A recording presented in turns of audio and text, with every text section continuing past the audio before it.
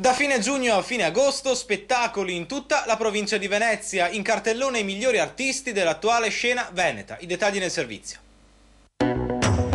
La provincia, si sa, fa spettacolo, ma quest'estate ancora di più, con oltre 100 appuntamenti in 30 comuni da un capo all'altro della provincia di Venezia, da Portogruaro a Cavarzere.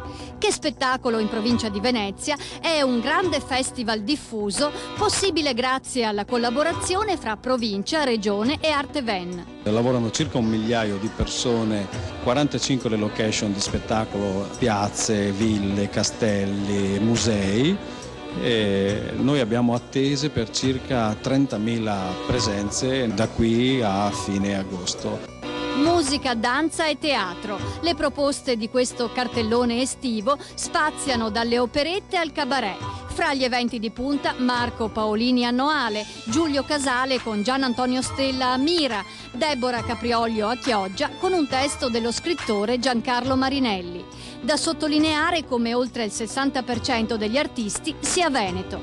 Più di 100 spettacoli realizzati in gran parte con artisti del territorio e che dimostrano quanto il nostro territorio è ricco di talenti e di creatività da poter esprimere. Come è stato suggerito durante la presentazione a Ca Corner, sede della provincia, chi non va in vacanza può dunque scegliere qualche bello spettacolo da vedere in giro e con l'occasione fare anche un po' il turista in località tutte da scoprire.